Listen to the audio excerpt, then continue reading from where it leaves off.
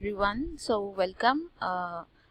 Physical feature of India को आज हम डिस्कस करने वाले हैं। तो फिजिकल फीचर ऑफ इंडिया समझने के लिए सबसे पहला उसके अंदर टॉपिक है हिमालय, कि हिमालय कैसे बने। जो फिजिकल फीचर्स हैं इंडिया के, बेसिकली डिफरेंट फीचर जो अगर मैं अभी आपको बताऊं क्या है, हिमालय है, इंडो गैंगटिक प्लेन है और फिर पेनिनसुला इंडिया है, राइट। तो ये तीनों चीज़ें डेवलप कैसे हुई इनके बारे में हम जानेंगे। तो उनसे फर्स्ट टॉपिक है हिमालय के बारे में। सो इस चैप्टर में, इस टॉपिक में, इस वीडियो में जो हम जानेंगे वो है about the theory of plate tectonics. Plate tectonics की थ्योरी के बारे में, ये प्लेट्स क्या होती हैं ये भी हम समझेंगे।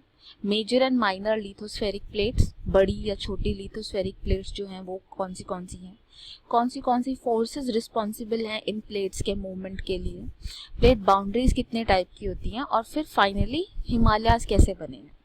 ये हमारे आज के चैप्टर के मेन पॉइंट्स आएंगे। So let us begin the discussion.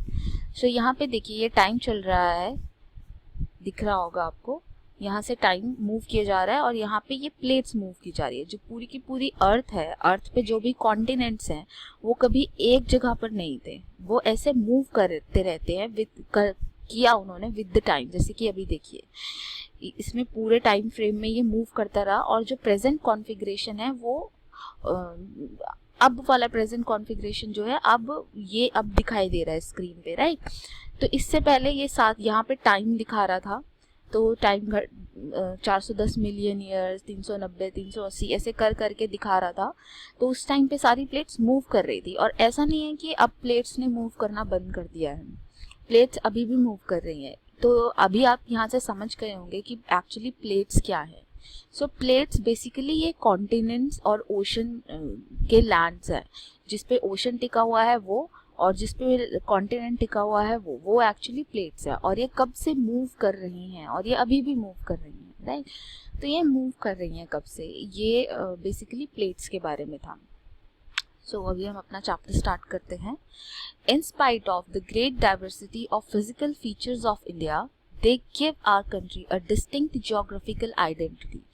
हमारी कंट्री में ग्रेट डाइवर्सिटी है फिजिकल फीचर्स की बहुत ज़्यादा डाइवर्सिटी है। जैसे कि अगर यहाँ से देखें, first of all the Himalaya ranges, then the Indo Gangetic plain, then peninsular India, then हमारा कोस्टल रीजन। तो इतनी सारी चीज़ें यहाँ पे अलग अलग टाइप की हैं। जैसे कि Himalaya range, then Indo Gangetic plain ऐसा दिखता है, देन हमारा पेनिनसुला प्लेटू ऐसा दिखता है, फिर हमारा वेस्टर्न कोस्ट ऐसा दिखता है, ईस्टर्न कोस्ट ऐसा दिखता है। इस तरह से हमारे पास अलग अलग बहुत सारी चीज़ें हैं, लेकिन फिर भी इंडिया यूनाइटेड है।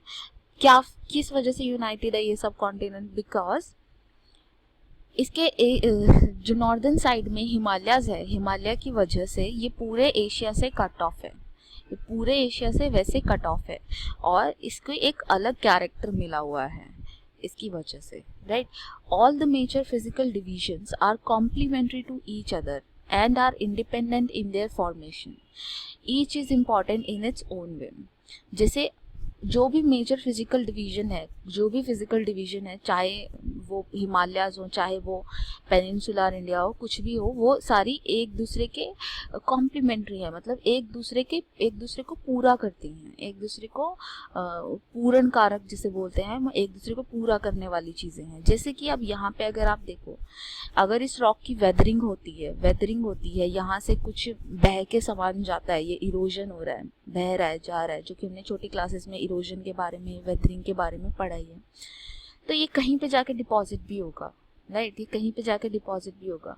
तो ऐसे हिमालय रीजन से रॉक वेदर होके सेडिमेंट्स निकल के आते हैं, इरोड होके आते हैं, तो वो फाइनली गंगा प्लेन में, जो इंडो गैंगेटिक प्लेन है, यूपी बिहार, ये सारा प्लेन जो है, यहाँ पे आके डिपॉजिट भी हो जाते हैं। तो इस तरह से ये एक दूसरे को कॉम्प्लीमेंट करते हैं। The geoscientific community has attempted to explain the formation of physical features with the help of some theories based on certain evidences. One such theory is theory of plate tectonic. जो जियो scientific community है उसने ये ऐसे physical features जगह जगह पर अलग क्यों है, ऐसा क्यों है, पहाड़ कैसे बने, प्लेन कैसे बने, पेनिनसुला प्लेटू कैसा बना, ये सारी चीज़ें एक्सप्लेन करने की थ्योरी निकाली है। अब वो थ्योरी, एक थ्योरी उनमें से जो मोस्ट फेमस एंड जो कि करेक्ट थ्योरी है वो है थ्योरी ऑफ प्लेट टेक्टोनिक। अब ये बेसिकली थ्योरी क्या है इसके बारे में जान लेते हैं। The tectonic plate theory describe the large scale motion of Earth lithosphere। जो अर्थ का लिथोस्फेयर है, ऑब्वियसली यू नो दैट कि जो लिथोस्फेयर होता है वो क्या होता है, लिथोस्फेयर होता है अर्थ की अपर क्रस्ट, 200 किलोमीटर तक की जो अर्थ की डेप्थ में जो लेयर होती है उसको लिथोस्फेयर बोलते हैं, ठीक है। तो लिथोस्फेयर जो है वो ऐसा यूनाइटेड नहीं है, वो प्लेट्स में टूटा हुआ है। जैसे कि यहाँ से आप देखना स्टार्ट कीजिए, फर्स्ट अफ्रीकन प्लेट, एक प्लेट ये हुई, दूसरी इंडो ऑस्ट्रेलियन प्लेट, तीसरी Eurasian plate, fourth Pacific plate. अच्छा, ये प्लेट जो है ये ओशनिक प्लेट्स भी होती हैं, ऐसा नहीं है कि सिर्फ कॉन्टिनेंटल प्लेट ही होती है, ओशनिक प्लेट भी होती हैं। फिर है नॉर्थ अफ्रीकन प्लेट, फिर है South American plate and then Antarctic plate. So ये मेजर प्लेट्स हैं जो कि बड़ी प्लेट्स हैं, जो कि आइडेंटिफाइबल बड़ी प्लेट्स हैं। This theory is based on continental drift which explain the formation of various continent over million of years। ये थ्योरी जो है ये बता रही है कि जो कॉन्टिनेंट्स हैं वो शुरू से ही एक जैसे अब दिखते हैं वैसे जगह पर नहीं थे, जैसे कि आप वीडियो में देख ही पा रहे हैं, वो मूव करते रहे, वो कंटिन्यूअस मोशन में थे। कंटिन्यूअस मोशन के बाद इससे टक्कर खा के, उससे टक्कर खा के, ये करके वो करके, इस तरह से वो इस आज की प्रेजेंट फॉर्म में आया और आज भी मूव कर रहे हैं। और इसका सबसे बड़ा सबूत कि ये चीज़ें आज भी मूव कर रही हैं, प्लेट आज भी मूव कर रही है, इसका सबसे बड़ा सबूत होता है अर्थक्वेक या वोल्केनिक एक्टिविटीज़। जो अर्थक्वेक है वो क्यों आता है, इसी वजह से होता है कि प्लेट जो है वो मूव कर रही हैं, प्लेट स्टेबल नहीं है, इसलिए अर्थक्वेक सबसे बड़ा एग्जाम्पल है इसका, ठीक है। तो ये एक These massive force inside the earth causes the continent and the ocean to move apart and together again। जो ये अर्थ के अंदर जो फोर्स है, अर्थ के अंदर ये लिथोस्फेयर के अंदर, ये लिथोस्फेयर के नीचे मैग्मा दिख रहा है, मैग्मा जो है वो अर्थ क्रस्ट से बाहर निकलता है, ठीक है, ओशनिक क्रस्ट से। और ये जो है ये कई बार कॉन्टिनेंट्स को दूर भी कर सकता है और कई बार ये कॉन्टिनेंट्स को पास भी ला सकता है।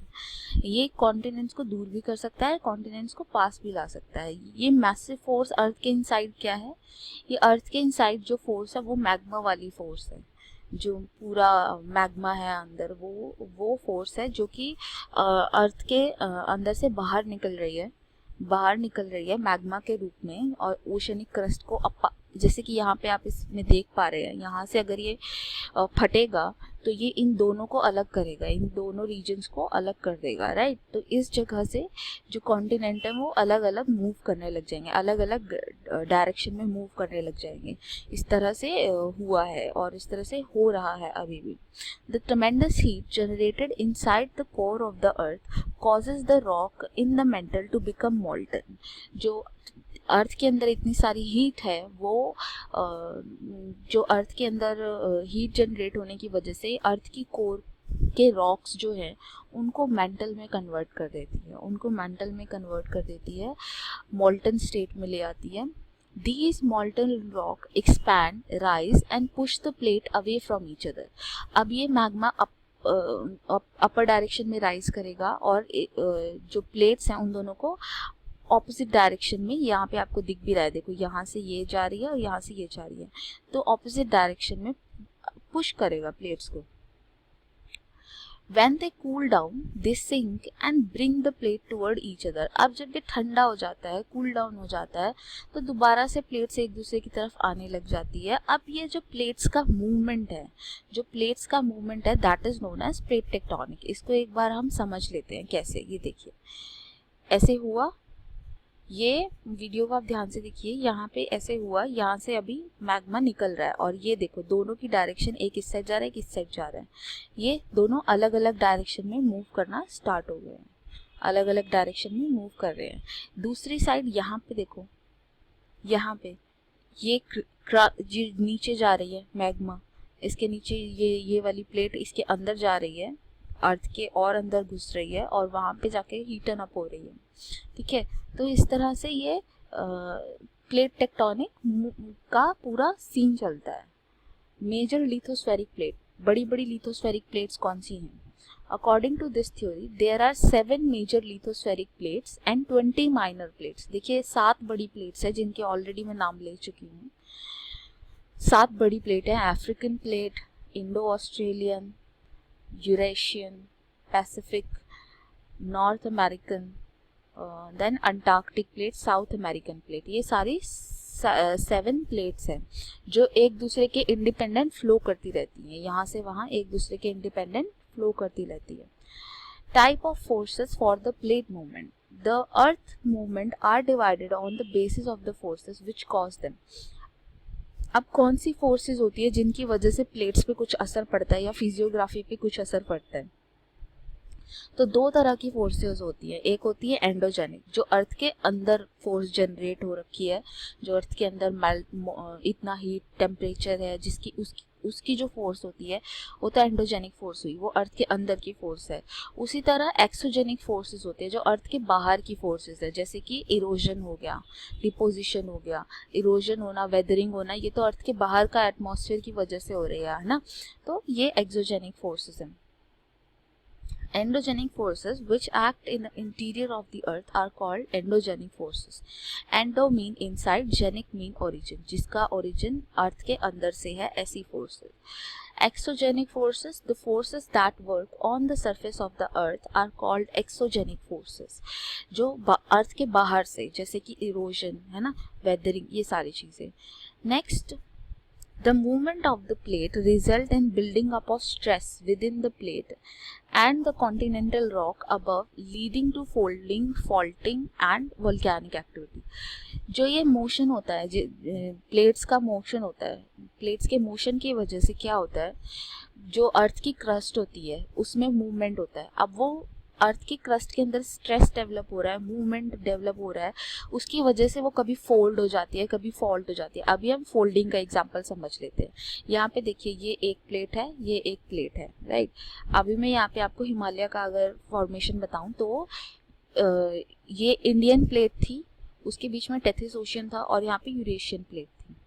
तो हुआ ये कि ये दोनों अब पास पास आई, क्लोज आई, राइट। और क्लोज आने की वजह से ये सिकुड़ गई, ऐसे स्क्वीज हो गए, इनके जो इनके सेडिमेंट्स थे वो स्क्वीज हो गए और फिर इस तरीके से जो माउंटेन बना है उनको हम फोल्ड माउंटेन बोलते हैं, वो कहलाते हैं फोल्ड माउंटेन, राइट।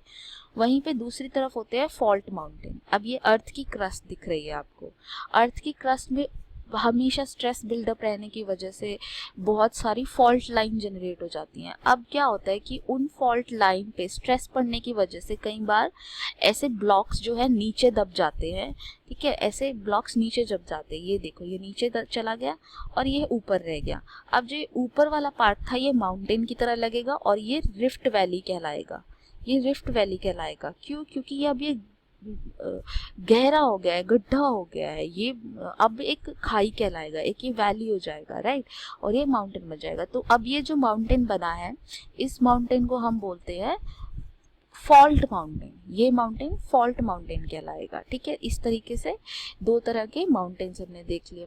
अब प्लेट बाउंड्रीज कितने टाइप की होती है? प्लेट बाउंड्रीज 3 टाइप की होती हैं। एक होती है डाइवर्जेंट प्लेट बाउंड्री, एक होती है कन्वर्जेंट, एक होती है ट्रांसफॉर्म प्लेट बाउंड्री। जो डाइवर्जेंट प्लेट बाउंड्री होती है, when the two plate move away from each other, divergent, देखो ये यहाँ से दोनों दूर जा रही हैं, एक दूसरे से दूर जा रही हैं, so they are called divergent plate boundary, like see the video, so ये इसको बोला जाएगा divergent plate boundary, right। Next, let us see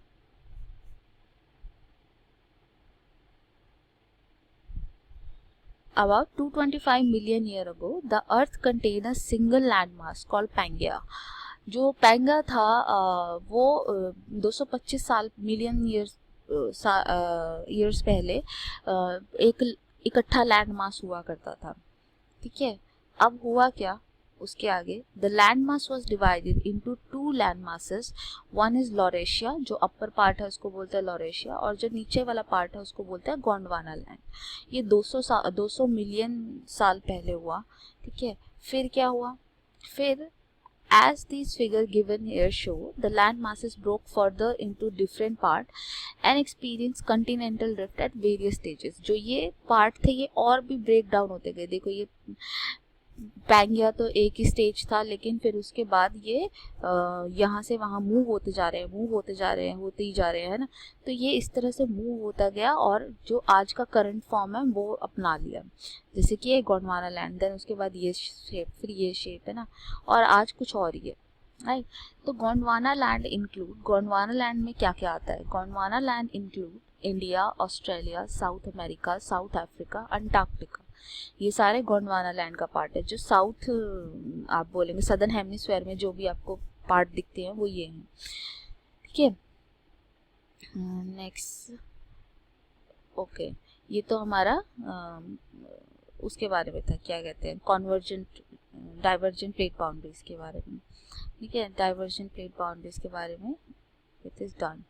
now let us move with the convergent plate boundary। convergent plate boundary क्या होती है? जब एक दूसरे के क्लोज आएंगे, यहाँ देखो ये मूवमेंट और ये मूवमेंट एक दूसरे के पास है। Let me play the video.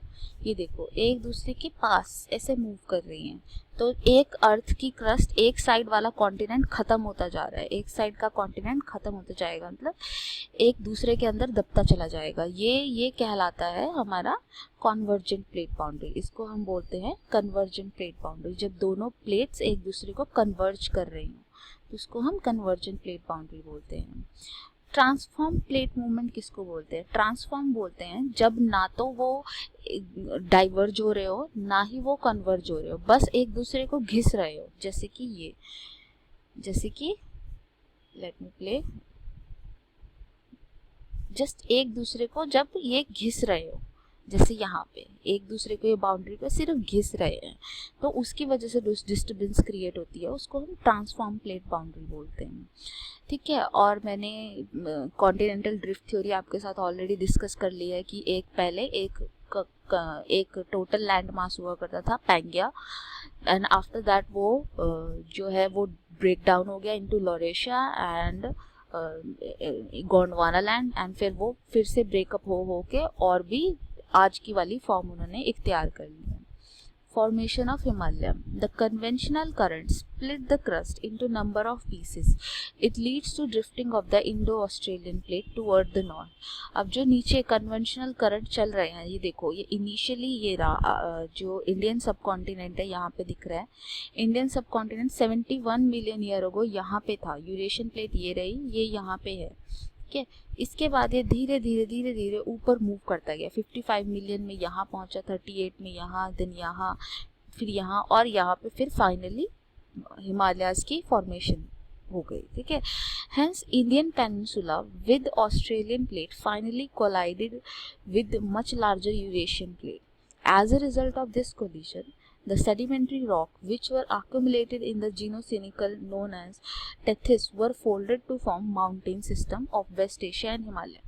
तो जो टेथिस ओशन के सेडिमेंट्स थे, जो बीच में ये अगर हम अभी यहाँ देखें तो बीच में इतना बड़ा ओशन भी तो है, तो इस ओशन के जो सेडिमेंट्स थे वो स्क्वीज होके उन्होंने भी माउंटेन की फॉर्म ले ली। और ये दोनों तो हमने देखा ही कि कैसे कन्वर्ज होके एक माउंटेन की फॉर्म ले लेती हैं, ठीक है। तो इस तरह से माउंटेन बने हैं। Next, thus an extensive flat land of alluvial soil was formed, which is next। तो अब हमारा इसके बारे में है, नॉर्दर्न प्लेन के बारे में, नॉर्दर्न प्लेन ऑफ इंडिया के बारे में। An extensive flat land of alluvial soil was formed, which is known as northern plain of India। ये northern plain of India actually Himalayas की वजह से ही है, क्योंकि हिमालयाज के सेडिमेंट्स जो घिस के आए हैं, जो सेडिमेंट्स पहाड़ों को तोड़ फोड़ करके आए हैं, वो ही सेडिमेंट्स नीचे बिछ गए। वही सेडिमेंट्स नीचे नदियों ने लाके बिछा दिए। तो उसी की वजह से ये पूरा जो एरिया है जो कि हाईलाइटेड दिख रहा है, ये पूरा एरिया प्लेन बन गया, क्योंकि सेडिमेंट्स ने सारी जो इस एरिया की जितनी भी अब्रेशन थे, जितने भी अनइवननेस थी, वो सारी इवन आउट कर दी, सारी ठीक कर दी, राइट। और ये एक एरिया प्लेन बन गया और इसीलिए एग्रीकल्चर के लिए काफ़ी इम्पोर्टेंट है। Due to the uplift of Himalayas in the Tethys Sea, the northern flank of Indian Peninsula got subsided and formed a large basin. अब जो ये इंडियन पेनिनसुला था उसको एकदम टक्कर लगी, वो टकराया तो एक गड्ढा बन गया, एक गहरा गड्ढा बन गया। अब वो गहरा गड्ढा जो है वो फिल किया रिवर्स के सेडिमेंट्स ने, जो रिवर्स से सेडिमेंट आए उसने उसको फिल किया। The basin was filled with deposition of sediment by the river which came from the mountain in the north and the peninsula प्लेटू in the south. तो जो नॉर्दर्न माउंटेन से, मतलब हिमालय से जो रिवर्स आ रही थी, वो सेडिमेंट्स लाई और उस सेडिमेंट को उस पूरे जो डीप बकल बन गया था, एक टक्कर लगने की वजह से जो गड्ढा बन गया था, उस गड्ढे में पूरा सेडिमेंट को फिल कर दिया। उसकी वजह से ये एरिया पूरा प्लेन है, ये पूरा एरिया प्लेन है। तो इस तरह से हमारा हिमालय की फॉर्मेशन और थोड़ा सा नॉर्दर्न प्लेन की हमने फॉर्मेशन देख ली। तो इस वीडियो में अभी इतना ही। आपका कोई और डाउट है या ज़्यादा डिटेल आप जानना चाहते हैं तो मुझे कांटेक्ट कर सकते हैं through my description. Thank you so much.